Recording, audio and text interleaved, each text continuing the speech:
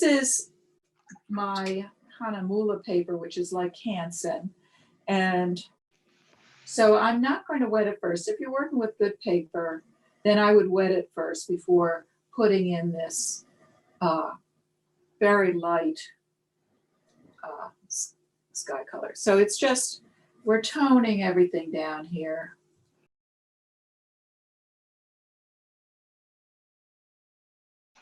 It's not a bright day at all. So this makes a kind of a grayish color. So while this is wet, and of course on this kind of paper, it dries too fast in some places and it puddles in others. And now this is dilute ultramarine blue, and I'm just going up into the sky just a little bit here and there. I think I'm just going to take a touch of pink and mix it with the ultramarine and just put a little rosiness over here, because I know there's going to be a lot going on in front of it. So while this is wet, I'm going to use, again, the burnt sienna and the ultramarine blue. And I'm going to make a neutral color of that. This is a 1/2-inch flat brush.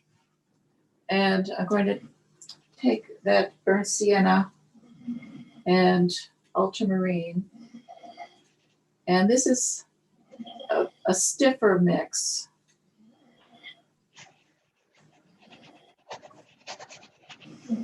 And I'm going to take off excess water.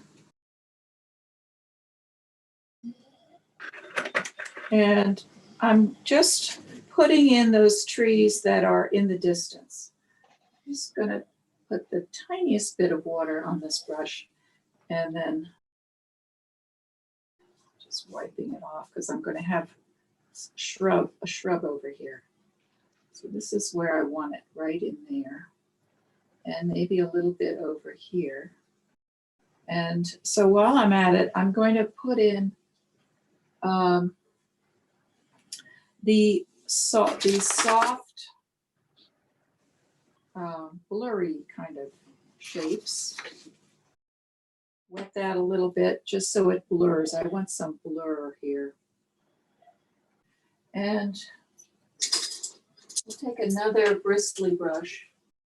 It's going to soften the edges of this. And now I'm just going to add a touch of, I want to make a green here, but I don't want a bright green. So I'm going to take I'll take a little raw sienna and mix it with the ultramarine, which gives a very dull, makes a very dull green. I mean, you almost wouldn't call it green. And I'm putting in weeds that are closer to us, more in the midground here. And I'm going to use this to define some snow-covered weeds here. I want to make sure I save the white that's right here, because that's a distant field. I think I'm going to use a little dry brush. So I'm just laying this stiff brush down almost parallel to the paper, and I'm dragging it to get the weeds at the side of the road.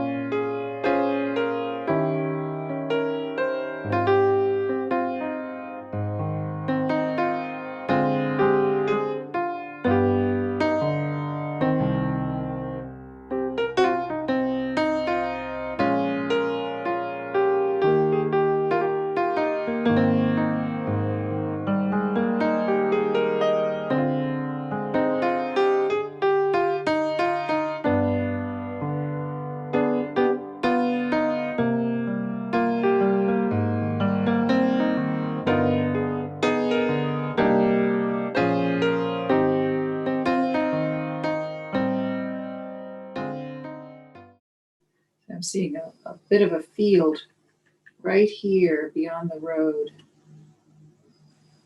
So I want to get the tree line. That's the tree line. And I'm going to leave that light right here. All right. Get that bristly brush again. I'm going to wet it, but I'm going to make sure I get almost all the water out of it. And I'm going to soften. Okay. And now I'm going to dry my paper. Okay, so now I'm going to put the trees in. You want your brush to go in the direction, hold your brush in the direction that it's going. So rather than try to paint the tree trunk like this, just hold it this way and press down to release the water in the brush. And then you can just keep going and going and going.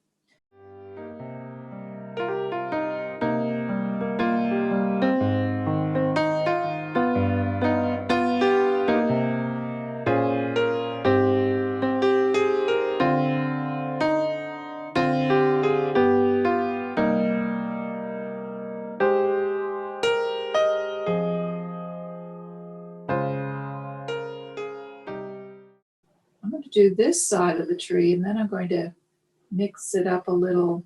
So this is very blue here.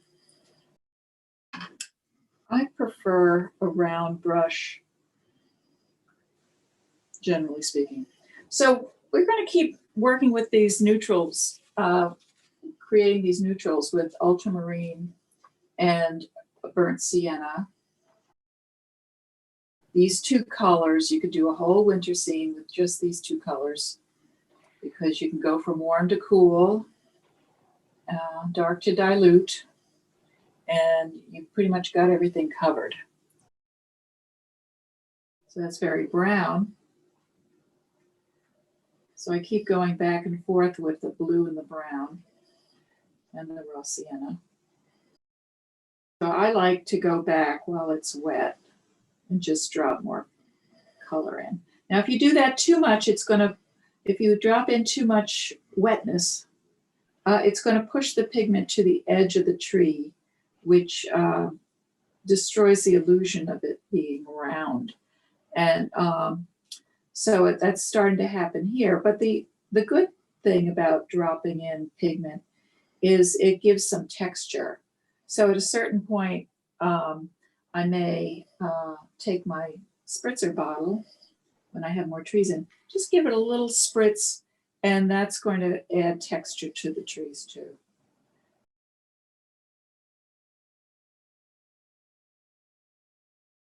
This is my rigger brush. This is a nice big rigger. It's my bigger rigger. And where we have here all these twigs, and we're not going to draw all those twigs, but what we are going to do is suggest the twigs by taking our neutral mix and laying the brush on its side, trying to capture the texture of the paper to create this canopy, this arc of twigs. I'm going to pull out branches, and they don't have to be straight. And so they're all going to come down and form the tree. So this is a really neat way to make a tree, starting at the top and coming down. So this is one of the mid-ground trees. So I'm going to keep it lighter. And then, of course, the branches become thicker as they come down.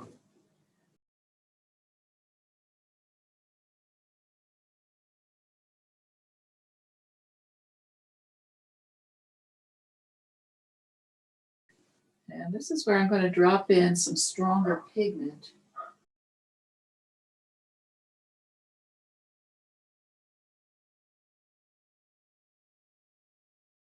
And at the bottom, I'm just kind of swoosh, make a swoosh here to suggest branches going in front of this tree. You see here I have a little gap. I'm just going to leave that. That keeps everything very light and airy. Now this is another way to do the branches, is I'm holding my rigger towards the end so that my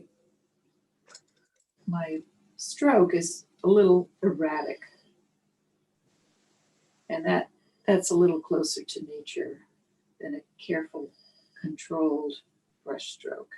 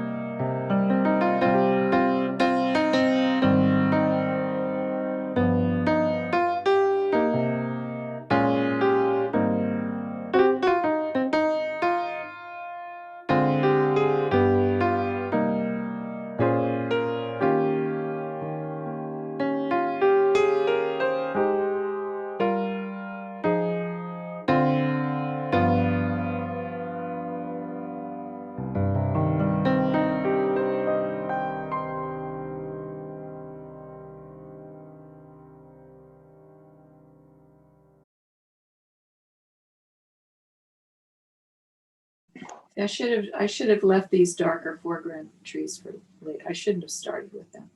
Best to start light and distant before close and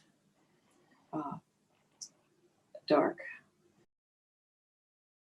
Back to my number 10, and I'm seeing a big mass of trees in here.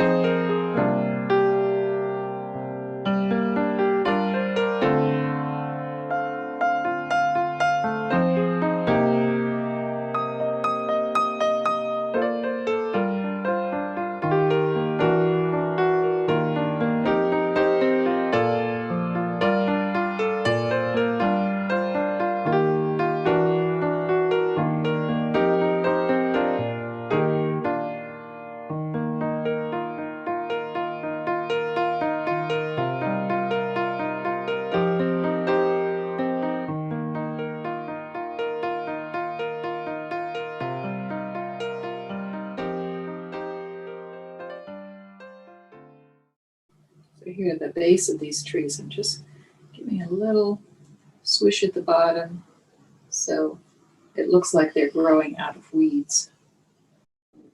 And it's rather dilute, so now I'm going to drop in the stronger colors or denser pigment.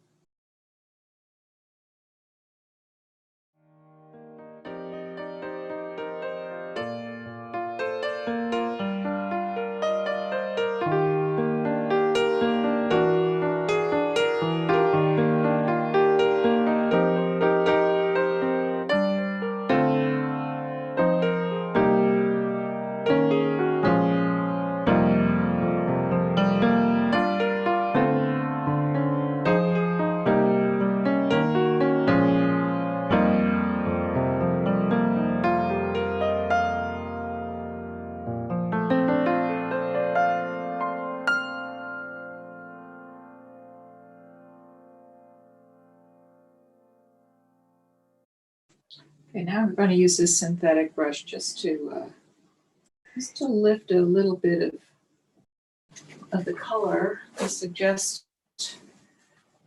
these are branches with snow on them. So I'm taking off excess water from the brush, and this is my synthetic brush. And I'm going to actually come this way too, and then I can blot it.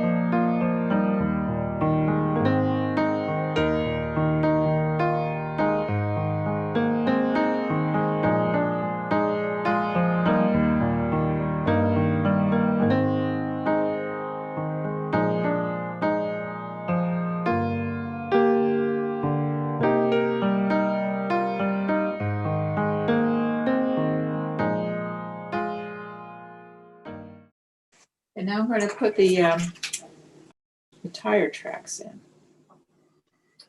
So I'll go back to my number 10.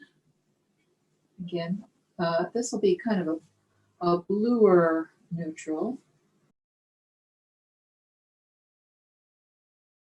Now I did not draw it first. I recommend that you might want to draw this. Anyway, they're parallel to the side of the road.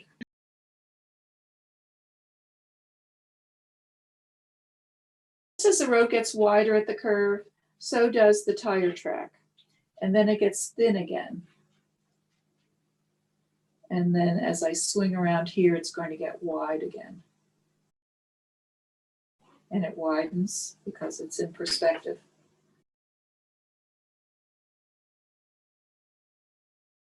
I can suggest some other tracks. Looks like somebody swerved. There, that looks pretty good. I think I made them a little wide apart here this way, but it's just a big car.